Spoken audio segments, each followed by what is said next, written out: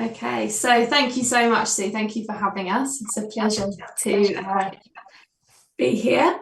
So Lindsey and I are going to talk to you about how we assess student midwives in practice. So we're really aiming our discussion at the midwives that are doing those assessments. So we're going to start off from a point of view to think about what are we actually looking for in our midwives, or do we want them to be able to achieve when they finish their programme. So obviously here in the UK we're using their NMC standards of proficiency, but really you can apply this to wherever it is that you're working and the environment that you're in. So what standards are there for midwives that you're expecting your students to achieve by the end of their programme? Kind of be familiar with what those are, so you've got an idea of where people are aiming for and where you're going to be focusing your assessment. So these are the main domains that we have for the NMC that are hopefully going to make some skilled and competent midwives at the end of their programme. And the next thing that we're going to talk a little bit about is the MORA, which is what our students are going to be carrying around with them to achieve their status as qualified midwife at the end of this programme. So the MORA was really introduced as a nationwide document to try and standardise assessment and to try and sort of put a bit of quality assurance, I suppose, that we're all kind of working to the same goals, and to make things as easy as possible for us to have one set of things that we're using to make assessments, rather than, you know, if you work in a trust, you might have students from several different universities, so that they're all using the same kind of practice assessment documents to make things easier. So the idea of this more is that it stays with the student for the whole duration of their programme, whether that's a 3-year programme or a shortened course, and that it collates all of their assessments. So I've called these NMC numbers, but really these are what were historically our EU directives. So your 40 births, your 100 antenatals, and so on. And it's got all of those in it, as well as things that are relevant for your newborn infant physical examination, all the students' achievements, their skills, their proficiencies, and of course all the feedback that they're receiving on their development, and their reflections, their reflective practice, and so on, and a real kind of hub for then therefore all of their assessments, which are based on lots of these things. An opportunity to provide things like progression plans and record hours and everything. The whole idea is it's all together in one place. So what I would say is think about where you work, and what does the universities that you work with, what do they use? Do they use this MORA? Is it something slightly different if you're working elsewhere? And whilst it was aiming to use a standardised approach, it doesn't always achieve that, in that sometimes the MORA is implemented differently, and different universities use different things. So you might have a paper MORA, you might have an electronic MORA, you might have a different route, like an e-pad to put on their timesheets, for example, and practice could be pass or fail, or it could be graded. So you might be giving them an A, you might be giving them a percentage mark. Find out what about the universities that you work with, what are they using, so that you can get familiar with it. A lot of this is available online. You can find electronic copies of the MORA so that you can familiarise yourself with it. This was sort of introduced to the rest of the country fairly recently, in terms of the last couple of years or few years. They've been using it in London for a bit longer, but find out what you've got available and familiarise yourself with it, and be aware that those e-MORAs have different platforms. They're not standardised. You might have a different way of accessing it. So over to you, Lindsey. What are we looking for? Thank you. So what do we need to do to assess our students? So we're looking really essentially for a number of things that are all together in your holistic performance descriptors. But what's really key is that these are different for every year. So whilst we will all be looking for every year group, their sort of professional behaviour, how they are in the workplace, what their knowledge base and level is, and whether they have an deep understanding of what they're doing and able to provide a rationale for what their actions are and what their skills are, and if they can link their theory to practice, and if they're proactive in seeking out opportunities. And their ability to reflect on their performance, but that will be different for every level of student. So you wouldn't expect a year 3 and a year 1 to have the same levels. So that is where we sort of separate things. So for year 1, we expect some sort of participation, but under direct supervision. So you're supporting them and providing, well, literally glued to them, particularly right at the beginning. But in year 2, we're expecting them to actually start to making some independent contributions to all of those key areas. You're always still there providing the supervision and direction, but you'd expect a little bit more from them. And then by year 3, for the same things, we're looking there for them to demonstrate proficiencies with little supervision. So we're really hoping that they are much more independent and able to start to show they're working with their own initiative. And, whilst you're always going to be there, they will be doing everything independently.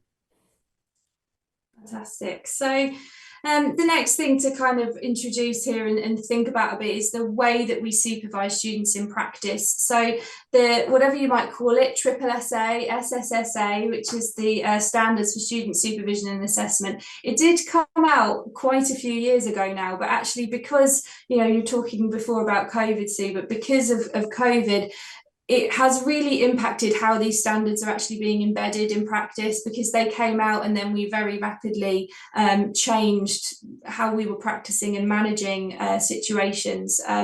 So it's really just sort of familiarising yourself with what this looks like now, the move away from a mentorship model and starting to understand what the different roles are. So we've got 4 key stakeholders, really. You've got your supervisors who are doing a lot of that work with the students in the clinical area. And then the separation of that kind of role with the assessment role, the sort of objective assessment of whether a student is achieving or able to progress on the programme. And of course the students, Amy's going to talk about this a bit more later, but our students' role in the assessment process and the ownership they have over it. And then from the academic side of things, the academic assessor, who is really looking at the overall progression, what's happening in practice, what's happening in the academic environment, and making decisions about this student's progression forward on the programme. So we're going to think about these in a bit more detail. So our supervisors, Lindsey. So we thought, Rosy and I have been chatting, we thought we'd maybe sort of give you some top tips that might help to promote independent learning in our students. And we've chatted to the students as well to get their feedback. One of the key things is that, your behaviour is a model for what students see. So really important to demonstrate that how you would like them to behave and become as a midwife.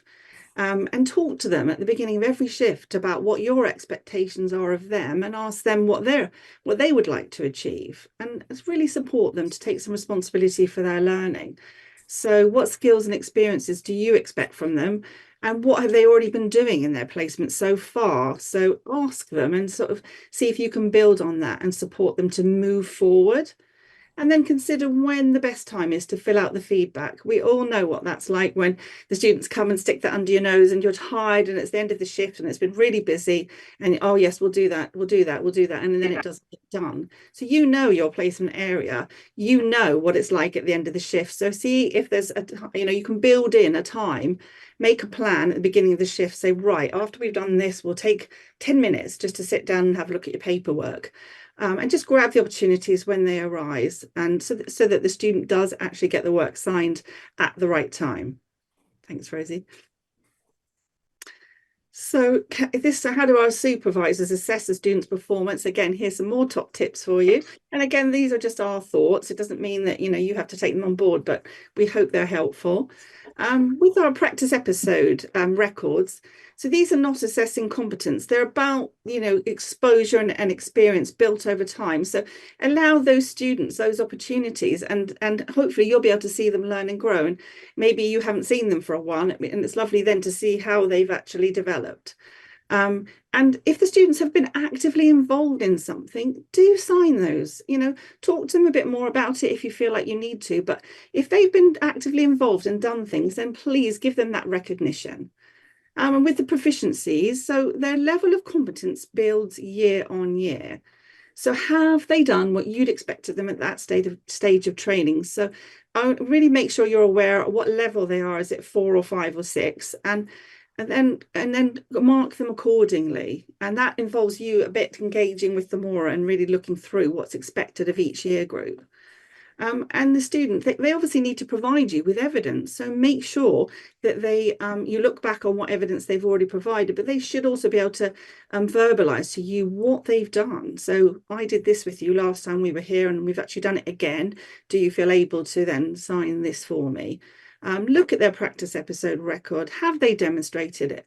What have they written in their reflective discussions? Have they gone away after shifts and actually reflected on their performance and demonstrated their learning from that shift? And if not, maybe encourage them to do that. And feedback, well, that's a big one. And Sue's talking about soapbox, so I think that's a bit one of our one, is about feedback. So the students' experience and success, we feel, is directly related to the feedback they receive from you. So, we're going to have a bit more on this to follow, but really progress will completely be varied amongst students. So just remember, don't expect perfection from day one, and every student will learn in their own way, in their own time scale. So whilst one student might pick things up really, really quickly, another might be a bit of a slow burner, but may end up being really, really competent well before the other student. So just, we're all individuals, and just remember that about the students too. Thanks, Rosie. No worries. And this is finally the sort of page that the students might stick under your nose, and it does look a lot. And if you're not familiar with the Mora, you'll be like, oh gosh, this is a lot for you to work out. And you might just think, okay, I know what they've shown: commitment, care, and competence. And, yes, I think they're probably quite good at that. But just remember, those have underpinning things that you can look at, which shows where they sit. So if they're good, have a look down at the descriptors we were talking about before, those holistic ones. Are they showing you that they have some underpinning knowledge, that they actually sort out something, that they're demonstrating professional behaviour? If so, how good was that? Was that good? Was that very good? Was it excellent? And if you think some bits of it are excellent, just have a look down that page and just see, do they sit well in that box? And again, the same with the commitment, care, etc. So if you're familiar with that, actually, when you fill this out, it won't seem quite so difficult. But also, yes, I've seen them show initiative. What was that for? Do they have an example of it? Can you be specific about that, so that it says, yes, they showed their initiative by doing so and so. They sought out this process. They then spoke to the woman really well, demonstrated wonderful communication, went away, did all the records, etc., etc. So really give a specific example, because that will help the student, and it will help the supervisors, and it will help the assessors. Thanks, Rosie. Thank you. Yeah, and I mean, leading straight on from that, really, these practice assessor roles. So this is the kind of overview of what you're being asked to do as a practice assessor. And this is the sort of traditional, I suppose, what you might think of as a sign-off mentor under the kind of old system. So you're making these assessments and judgments, and these are set out into different kinds of meetings that you're going to be having with the student. And this is a little overview of those from the Mora. But really, your ability to perform your role as an assessor is very much dependent on the information you're getting from the supervisors. So it's really key that we are understanding the two roles, even if you are only performing one of them. So we'll start off by thinking about that first meeting. So when you have that initial meeting with your practice assessor, and you are talking to the students, really highlight the important relationship between the supervisor and this assessor. And obviously that is key, because as an assessor, you need to be able to trust the supervisors that are giving feedback. And actually, if the feedback is really clear and has examples, that's going to make your job a lot easier. So encourage the student right from the start to build the relationship with the supervisors and with you as the assessor, and making sure that they really realise the importance of the feedback they're getting as well. encourage that student to familiarize themselves with them more and take ownership of it. Tell them that you're not going to be told what to do with this. You have to take ownership of this and actually move forward and do it yourself. It's your responsibility. It's your book. And whilst we're always happy to help them, and you particularly as their assessor are at the beginning initially especially, it's their document, and they are responsible for completing everything in it in order to qualify. And just remember that maybe students won't always have the knowledge, skills and insight to know when to seek constructive feedback, particularly in year one. I think as they move forward, and I'm sure Amy will talk about this too, it's not always easy at the beginning because you're probably quite quiet and not sure what to ask for or what to say, and even what form feedback might come in. And I think give students a bit of time to get used to all of that. And maybe you could be a good role model for that. And then support them to identify what they can achieve in the placement. And again, particularly with the first years, what do they need to know? What could you suggest to them that they took into their first placement, as an example? And hopefully, as they do the increase in placement time, they will be able to do this independently and able to identify areas of learning and skills, particularly that they feel they need support with and would like to focus on. Thanks. Yeah. So these reviews that you're doing as a practice assessor, so ideally these are going to be periodic throughout the time that you are the student's practice assessor. Now that might be for a placement or a duration of time, or it could be for a whole year of their training, depending on how it's being implemented in your trust. But really, these are an opportunity for the student to present you with their evidence. So what evidence do they have that has shown their development and their achievement throughout the time that they've been there? And as a practice assessor, this is your opportunity to see if they are on track. Are they where you need them to be? And do they need some additional support, which might mean a sort of progression plan or an action plan? Really, you're making the decision as a practice assessor. Is this student able to move to the next year of study? And then, of course, at the end, are they ready to join the register and be a qualified midwife? So you need to be confident in the decisions that you're making, and you can get that from the evidence that the student's providing you. So if you're seeing them at the reviews and you're not sure, tell the student that. It's their responsibility to get things done in their MORA, of course, but they might need you to identify, okay, my expectation is that you would have achieved more of this at this point. Can you make sure you do that? And then check in with them at the next review to see that they're implementing it, so that actually when it comes to that final summative assessment at the end, you feel confident in the decisions that you're making. And, really importantly, the student has had time to make a change if a change is needed.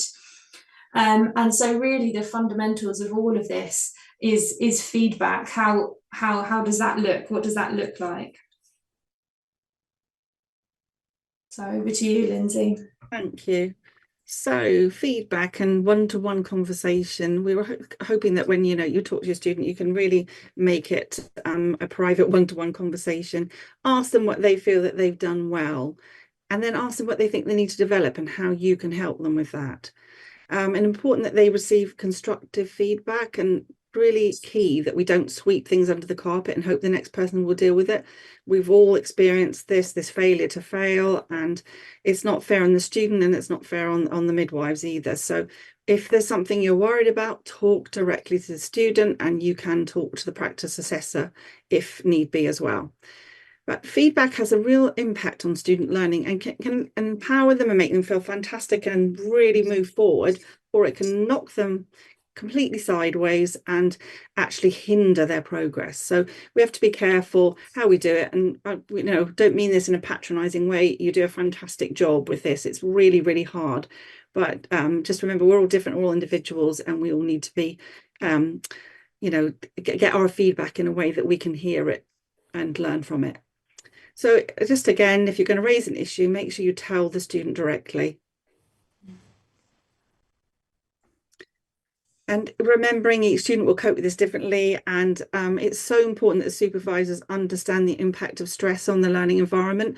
Been in practice today, and a student had an emergency situation, and the band 7 came in and shouted at the student for being in the wrong place and not doing things, and the student was absolutely devastated and really tearful, but she was able to break it down and do the learning from it. And I think, and actually the band 7 actually spoke to her afterwards and gave her some really positive feedback. But I think sometimes in difficult situations we don't cope well, certainly not being shouted at, but I guess we all manage it in a different way. Feedback should be specific to the assessment and given in a supportive way and in a safe environment, like this band 7 today did. After the event happened, she realised she'd been a bit harsh with her and took her aside, gave her some really positive feedback, and also explained what she meant by, you weren't standing in the right place and why that was really key in that situation. And the student was much better after that. So that's, feedback in that case was timely, effective, and appropriate. So that's what we're aiming for. And new students need help in assessing their existing knowledge and competence. They don't know what they don't know. So if they're sent off to do something and they don't know what they're doing, they're not going to know what they've missed. So really key that you're clear with that and give constructive and timely feedback, and that will enhance the student experience. And all the research shows that good feedback is linked to high achievement and increased confidence in our students. Yeah. And that's what we're really aiming for, isn't it? Through all of these processes, these students are going to be our colleagues soon, and we want them to be confident, and we want to welcome them into our working environment. So, we're responsible for shaping them and making them who they are. So, I mean, this is a little summary really of some of the things that you might have concerns about with students, and they're the things that we hear most frequently really is worries about a student's professional behaviour or their insight into their practice, a lack of knowledge or rationale, or it might be ability with their skills or their care planning, or difficulty with communicating with women and birthing people, or with their colleagues and with the MDT, multidisciplinary team. So really, as a supervisor, as Lindsey was saying, you need to be specific about what the issue is. If you just say to a student, you need to work on your communication skills, they don't know what that means. They're not sure what context that has, and so on. So, you're better off saying, well, yes, earlier today when we worked with Lindsey, I wasn't sure about the way you communicated about X. Maybe try this next time. And providing those examples of what you want to see them do really helps the student to orientate and know what they're working towards. You can and must give verbal feedback, particularly if it's going to be something constructive, so that the student hears about it on the day, as well as providing written feedback. It really does knock them when they hear via email a concern that they didn't know existed before. And of course, you can contact their practice assessor. As an assessor, you're the one that's making a decision here. Is this part of a wider problem of feedback that you're getting, or is this a one-off and the student has responded, reflected, and addressed this issue? And of course, think about where can you go to for support. If you need to do a progression plan, who can help you with that and help you to see that to fruition, so that the student has an opportunity to develop their practice. I think a really, really important part of our role as a supervisor or assessor is really reflecting on ourselves and how we approach this situation, and to think, what are the things going on for you that might be impacting how you view your student. And I think that one of the big things of that is, how were you trained? What system did you work in? How were you treated by the staff that you worked alongside? And how does that influence the way that you work with the students? And a part of this is sort of that acknowledgement of our difference, the way that we practice differently, and what are you expecting from your student? Are you expecting them to mirror your behaviours, or are you wanting to see them develop independence? And think about that when we're approaching our assessments, as well as considering how we develop cultural competence as supervisors and assessors.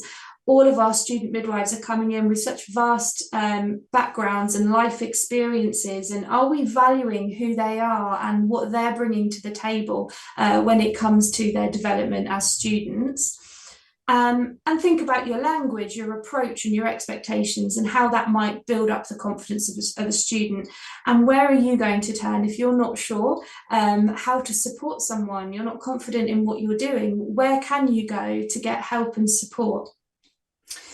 And finally, this question really is for you, is, what challenges have you experienced when you're working with students and assessing students? Let us know, and we can talk about some of them. This is what we hear most when it comes to literature, but also when it comes to what we hear on the ground, really, is it's a lack of time, a time to commit to those assessments and those discussions and so on. It's very hard to build into your day when you're working.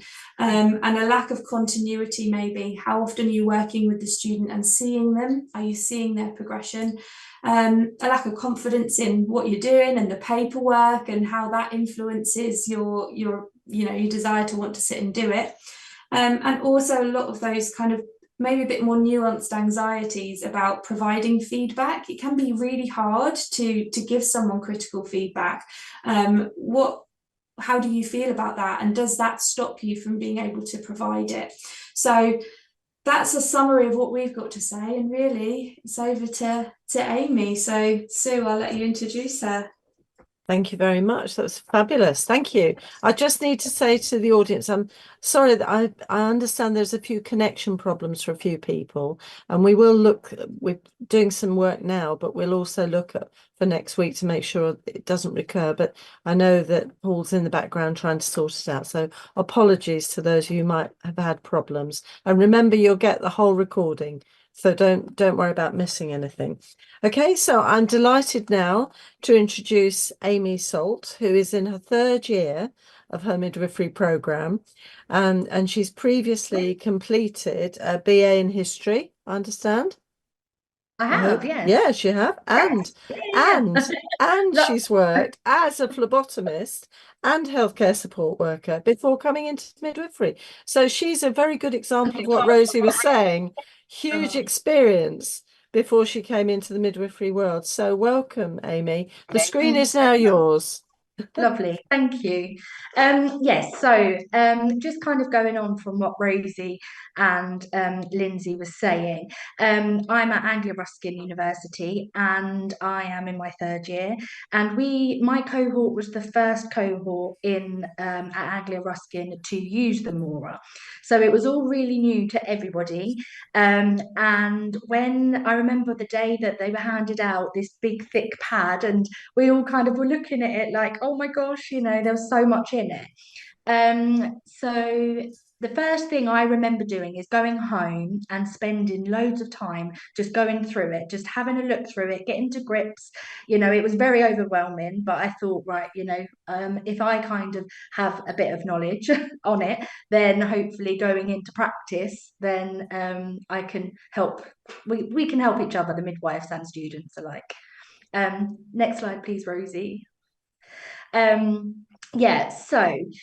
I kind of, when I was asked to do this presentation, I was really privileged, so thank you very much for having me. But I wanted to kind of get across, to everybody the main points and that I kind of find the most useful doing going through the Mora.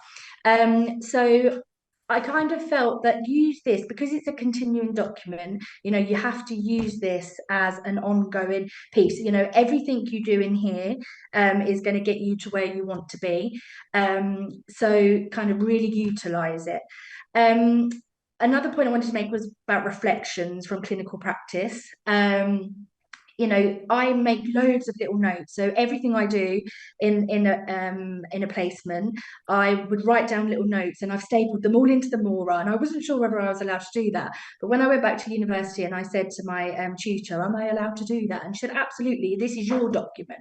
So, as long as everything is written in there, all your evidence, use it as you will. This is your portfolio per se. So there's also obviously feedback from the practice assessors, including positive, constructive feedback and how to utilise this, which I'll explain further. And I'll mention about meetings with practice assessors and the descriptor awards, which I know that Rosy had touched on, and Lindsey before. Next slide, please, Rosy. So initially, when we got the MORA, so it's obviously broken down into each section. You've got your antenatal, postnatal, neonatal, and your intrapartum. It was kind of, we were told that we had to kind of document all encounters from women that we saw, and then link it to the proficiencies.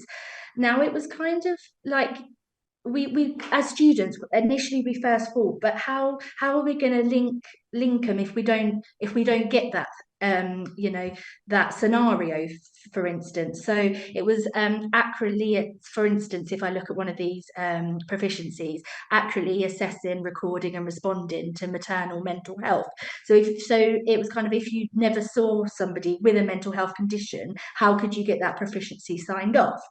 So the way that I kind of saw it as, if I do get someone with a mental health condition, brilliant, I can sign that off and evidence that. If I don't, I can have these discussions. I can look at the guidelines at my placement. I can go home, I can research, and then I can evidence it that way. Now, fortunately, I'm placed at a really high risk unit. It's a level 3, almost tertiary unit for the East Anglia. And I am exposed to a lot, which is amazing. So I can, get these proficiencies signed off. But it's also really, we have to, as students, we have to look for the opportunities as well to get things signed off. And also look through the MORA and really have a learning objective for each shift. So even, especially in year 1, because I'd already worked in the maternity hospital as a maternity support worker, I could do the manual blood pressures, I could do urinalysis, I could do the basic skills. However, there's obviously, my cohort is varied, so there's lots of people that can't do that. So it was saying to the cohort, look for every opportunity to do a task, no matter how small you think it is. Anything that you put in your portfolio is going to be amazing. And I obviously made the point, no matter how short-staffed that shift is, take us something positive that you've done, that you've made a difference to that lady, no matter how small, because actually it's going to be such a big thing for them people that you look after. Like, say with the reflections, like I obviously staple loads in my MORA, but if you get to grips early with having a look at the NMC website for the reflections, because they'll be needed for revalidation once you are a midwife, it's a really good skill and knowledge to have. And then you can apply it to everything. And I found I learned so much. So, for example, if I've got my MORA right in front of me, but if I look at one of my little reflections that I did, it was that a baby was really asynclitic, and I asked, what could we do as professionals to help the position of the baby? And at that point, unfortunately, we ended up in theatre. But later that night, I went home and I had a look at loads of evidence and research. And I felt like when I went back into placement, that I could then say to the midwife I was working with, I learned this, if I came across that scenario again. So I really felt that every situation I could learn something from. Next slide, please, Rosy. And like Rosy and Lindsey touched on the feedback, it's a really big thing for me. Everybody, if somebody says, you're amazing, you're brilliant with the women, you really engage with them, that's really positive things, and that's really lovely to hear, and it makes you feel really good. However, when it comes to getting your practice assessors to sign you off, they can't go on just that, and it's really hard for them. So it needs to be constructive feedback. So really kind of stress to them, if they say, oh, you know, what do you feel went well today, what could you do even better next time. Me and Lindsey actually had a discussion about this, and Rosy the other day, about there's no buts or however. It's you've done really well this shift. What could you do that's even better next time? And I had a situation actually. So I think it was in year 2. There was a really precipitant delivery, and it was a multip, and she came in the room, and it was right. Vertex was visible. So the midwife said to me, right, what do you need to do? Think ahead, think ahead. So I said, right, maybe we need to ask her if she's having an active 3rd stage and get that ready. And she said, brilliant. And she wrote that in my Mora. She said, now that you're thinking ahead, you know, start really putting that into practice, because you're going to be here as a midwife on your own. And I really kind of felt, right, that's brilliant feedback. This is exactly what I want. So then when I did have my meeting with my assessor, she could look through that and say, right, she's now forward thinking, or you know, next time she's going to be doing this. So that's yeah, it's really important feedback for us as students. Next slide, please, Rosie. Yeah, so touching on, so level, so 4, 5 and 6, obviously year 1, 2 and 3. Year 1, like Rosie and Lindsey said, you're kind of supervised directly. It's a really good opportunity to ask loads of questions, and I'm sure I apologize to all the midwives that I work with, because I do not stop asking questions, but for me it's so important that I do, and I just learn, and I really love working with different midwives, because I learn so much from them. And although it is great to have that continuity, I just feel, because we have such a wealth of knowledge within our, especially at my unit of from midwives, a wealth of knowledge, getting little bits from them is so important. And I really do appreciate that. So I said about obviously having open and honest discussions, like we said, like Lindsey and Rosie spoke about before. It's about having that courage, isn't it, to have these open and honest conversations between the student and the supervisor. We're all adults. We're all going to be in. We're all professionals, and it needs to be. We need to be honest with each other, don't we? So for me, that is a big thing. And you know, if I didn't perform well one shift, then come and say to me, are you okay? You know, is there something else going on? Can we help in this situation, or is there any other factors going on? And yeah, so I think that's really important, and have that good working relationship with each other to get the best out of us, really. But I did mention that ARU, we have pass fail elements, so my Mora will be pass fail. I really hope I pass. I mean, it's full, and I'm really lucky to have been exposed to the things that I have been. So yeah, next slide please, Rosie. And top tips from 3rd year student midwives.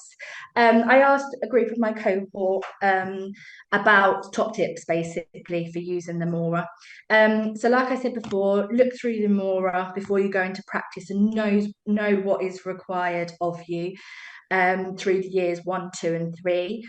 Have a learning objective for each shift, and let your supervisor know at the beginning of the shift. I had a shift recently, and I said in handover, I really need to practice ARMs. Please, can I have one? And a lady came through, but unfortunately I didn't do it. But it's fine. I felt like I could say, this is what I need. So it's still on my list. Encourage insightful feedback from your supervisors that matches the proficiencies you can get signed off. For example, the excellent cannulation skills, the good CT knowledge, and ask them to be specific. Again, have open and honest conversations. Reflect, write down little notes to remind you. And the biggest one, I think everybody in my cohort will kind of back me up with saying, keep up to date with your paperwork or it will catch up on you. Be proactive with getting your proficiency signed. Like it was said before, try and find the right times to get things signed off. Because everyone just wants to go home at the end of the shift. And if a midwife says to you, we'll do it next time, don't believe her. But not that you don't believe her, but that you might not work with her for a long time. And then by the time you give her your mora and say, can you sign that, she'll have forgotten that you've ever done it. So it's just, it's really important that you do. And it is your Bible for 3 years. It is everything. And be proud of it. If I look through it from first abdominal palpation that I did to now, it's great. And I think as far as the filling in the more and everything goes, I've really thought it's a great portfolio to evidence everything you do. Thank you very much.